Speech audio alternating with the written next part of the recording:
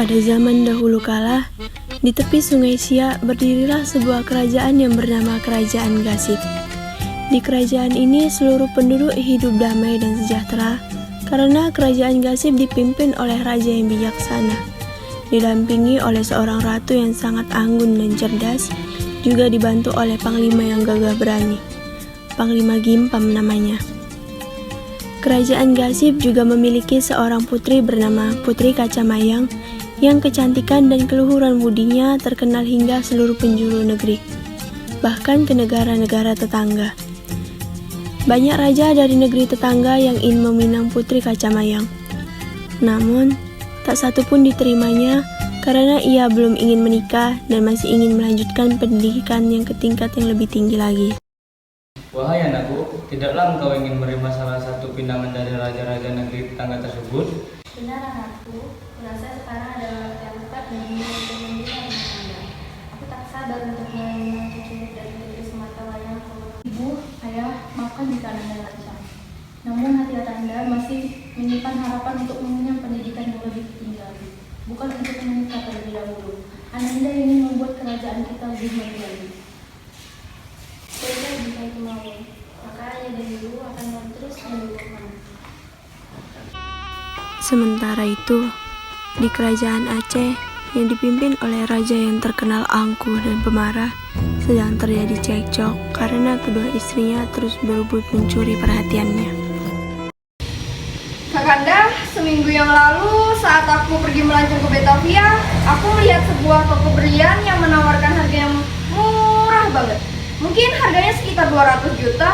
Bolehkah aku membelinya sebagai tambahan perhiasanku? Sepertinya aku membutuhkan sebuah mobil pribadi untukku, bukan untuk berbagi pada si nenek tua itu.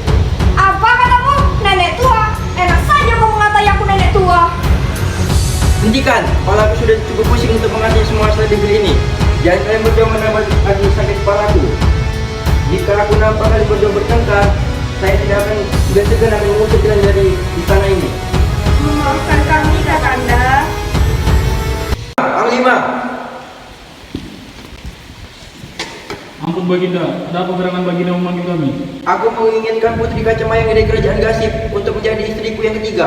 Tolong sampaikan pinangku ke raja. Baik Baginda, kami akan kesana sekarang juga.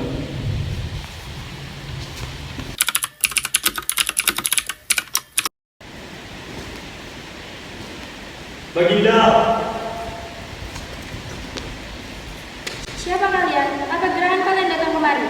Kami panglima dari Kerajaan Aceh. Kami diutus oleh Raja Aceh. Kami kemarin mengunjungi Raja Gasib. Untuk apa dia mengutus kalian kemari?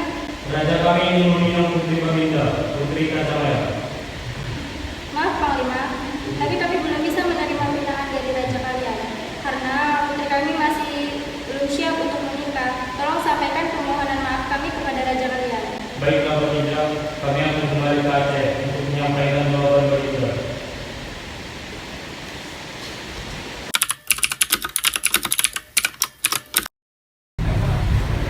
Selamat datang Panglimaku. Bagaimana kabar pinanganku? Mohon maaf Baginda, pihak Kerajaan Gasib menolak pinangan Baginda. Apa? Ada apa Kakanda? Apa sudah dikau murka? Ya Kakanda, apakah sudah datang memancing musuh lagi? Apa katamu? dasar perempuan tak tahu diri.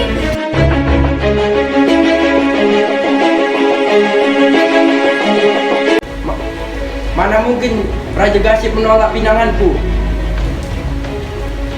Nah, namun begitulah kenyataannya Baginda. Memang kurang ajar kau, Gasip. Aku tidak tinggal diam. Akan kubalas kau.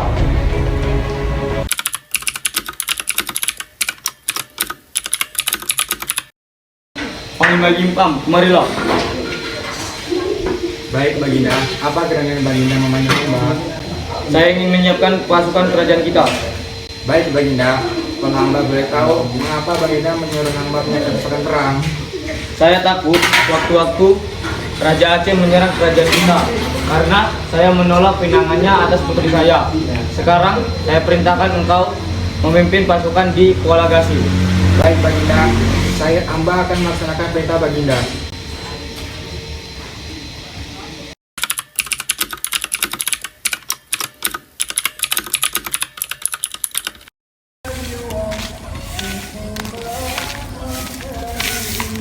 Hai anak muda, apakah benar kalian penduduk negeri ini? Benar Tuan, siapakah gerangan tuan-tuan ini dan hendak kemana? Kami datang dari kerajaan Aceh, hendak pergi ke negeri kalian. Kami ingin kalian menunjukkan pada kami jalan menuju negeri kalian. Hamba tidak tahu, Tuan. Benarkah itu? Bagaimana dengan ini? Baik, Tuan, ke arah sana.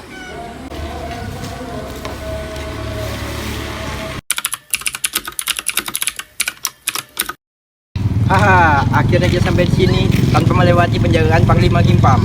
Haha, ayo pasukanku, semua serang!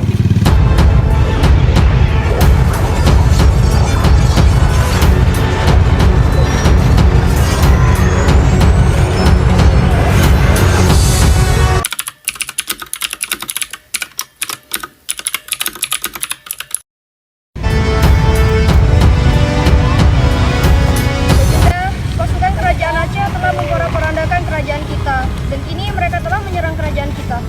Benarkah itu? Iya, iya Baginda.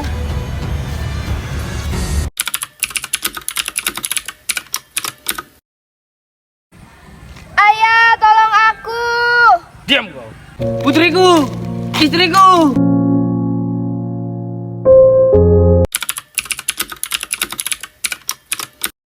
Apa-apaan ini kerajaan ini masyarakat?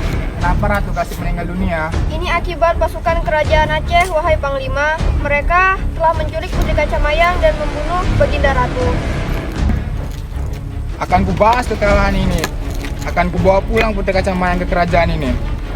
Benar Panglima, sebaiknya Panglima segera menuju ke sana sebelum kondisi semakin memburuk. Baiklah, saya akan pergi ke sana. Tolong jaga kerajaan ini dengan sebaik-baiknya.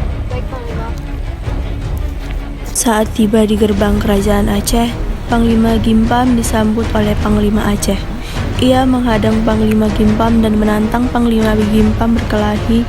Jika Panglima Gimpam menang, maka ia boleh menjemput Putri Kacamayang. Namun, jika ia kalah, maka ia harus kembali ke kerajaan Gasip dengan tangan kosong, dan Putri Kacamayang harus tinggal di kerajaan Aceh untuk selamanya.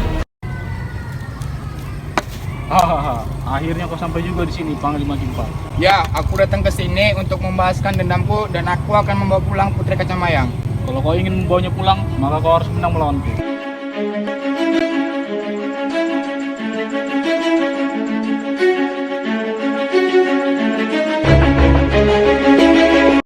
Bagaimana? Sudah terbukti bukan siapa yang memenangkan pertarungan ini? Kuakui kesaktianmu Gimpam. Panglima, bawa Putri Kacamayang kemari. Kembalilah kalian ke kerajaan kalian. Di tengah perjalanan, ternyata penyakit Putri Kacamayang kambuh. Nafasnya terasa sangat sesak. Saat itu juga, angin bertiup dengan kencang. Putri Kacamayang pun meminta Panglima Gimpam untuk beristirahat sejenak.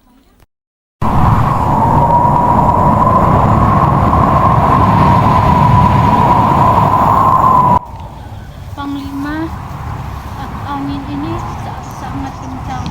Aku tak bisa bernapas lagi. Bisakah kita berhenti sejenak? Baiklah Putri, kita akan beristirahat di sana.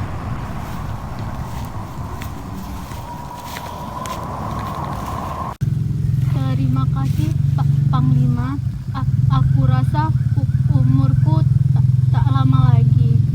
Sampaikan permohonan maafku kepada ayah. Putri, bertahanlah, kita sebentar lagi akan sampai di kerajaan Gasip. Maafkan aku Panglima. Terima kasih telah menemaniku sampai akhir hayatku. Putri, andai kau tahu aku sangat mencintaimu dan aku sangat menyayangimu. Akhirnya, Panglima Gimpa membawa jasad Putri Kacamayang yang telah meninggal. Sesampainya di kerajaan Gasip, jasad Putri Kacamayang disambut dengan kepilauan dari seisi penghuni istana.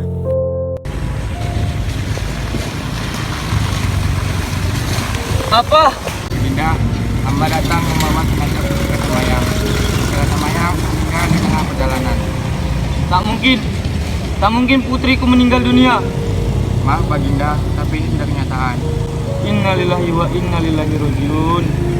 Padahal aku berniat menjodohkanmu dengannya. Ini sudah takdir Baginda. Baiklah, sekarang kita harus memakamkannya sekarang juga. Makam Putri Kacamayang berlokasi di Desa Gasip, Kecamatan Kertogasip, Kabupaten Siak. Makam itu terletak di atas sebuah bukit kecil. Bangunan utama berbentuk benteng tanpa atap yang mengelilingi makam. Bangunan itu berwarna hijau muda dengan batu bata terekspos warna merah. Di bagian kanan dari pintu masuk makam ada bangunan musola yang mungil, sedangkan bagian kiri terdapat saung-saung untuk pengunjung beristirahat. Pada bagian tengah bangunan utama terdapat makam Putri Kacamayang yang dihiasi undakan dengan keramik putih. Setelah Putri Kacamayang dimakamkan, Raja Gasip dilanda depresi berat karena kehilangan istri sekaligus putri sematawayangnya. Ia pun memutuskan untuk menyepi ke Gunung Ledang. Panglima, kemarilah. Kuserahkan mahkota ini kepadamu. Engkau berhak menggantikanku menjadi pemimpin kerajaan ini.